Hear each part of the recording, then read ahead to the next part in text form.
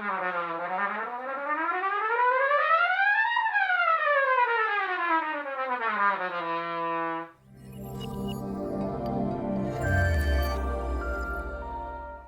the trumpet embouchure is a complicated mechanism. It involves the teeth, the lips, the muscles around the lips, the tongue, the aperture that's made when you blow. It's really involved and it's really complicated. So that's why if you go to my website at jefflewistrumpet.com, you can download what I call the Trumpet Embouchure Toolbox.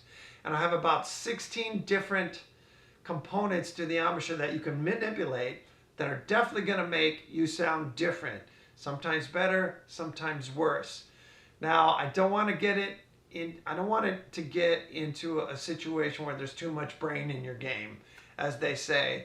But it is important that if you don't sound the way you want to sound and you want to try to manipulate something, that maybe you know where to go and what you can do instead of just simply practicing, and then nothing's getting better. It could be a structural thing included in your embouchure that you can manipulate that will immediately make things better.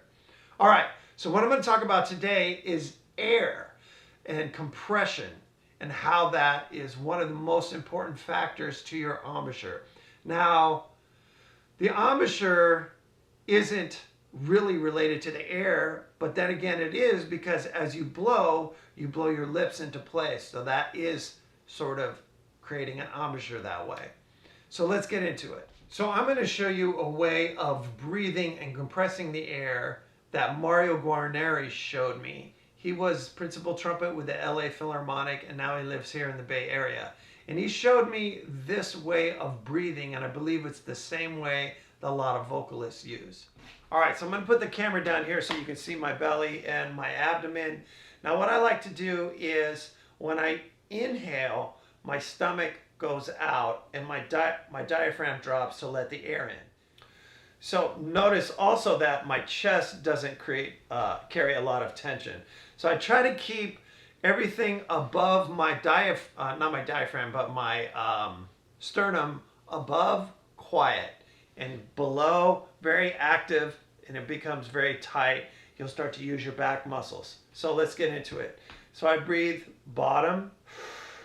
You can see my stomach come out, and my chest doesn't really raise too much. So it's like, right? I try not to raise my shoulders. I try to keep the tension out of the upper body, so all the tension can be down here. Breathe in. Now here's where it gets a little bit different. As I exhale, I gently push away from my belly button. So like this. Exhale. Notice what happens is my stomach doesn't really retract, so I don't really go like this. Okay, it mostly stays out. So now you'll feel it in your back. So that's that's how you create compression. That's one of the ways you can create compression. Now, if you're always doing it this way, you're always going to have the air working in its most efficient manner. So here are some common problems. A lot of tension in the throat and upper chest area. So I try not to raise my shoulders when I'm breathing, or even if you do, you can breathe and then bring them down so they're relaxed. So I just try to keep the shoulders out of the equation. So instead of this, right, I want to keep my shoulders down and relax. So when I breathe, right, I try to keep the tension out of my throat, tension's out of my upper body. The other thing I'm trying to do is keep the tension out of my throat. So a lot of times you'll hear this, you may hear it in yourself or with students, you hear, and that is what I call the pigeon. So the throat is closing when you play. A lot of times it happens when you're descending from a slur, and it'll be like, so technically you're not tonguing the notes, you're slurring them, but your throat gets activated, so you start throating the notes, which you don't want to do, especially when you're slurring, right? So we're trying to keep the tension out of the throat, out of the upper body, out of the chest.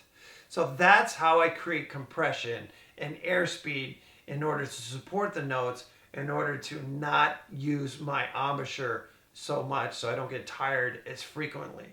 All right, I hate to call these tips because, I mean, you know, it may work for you, it may not. So I'm going to probably call them more embouchure questions.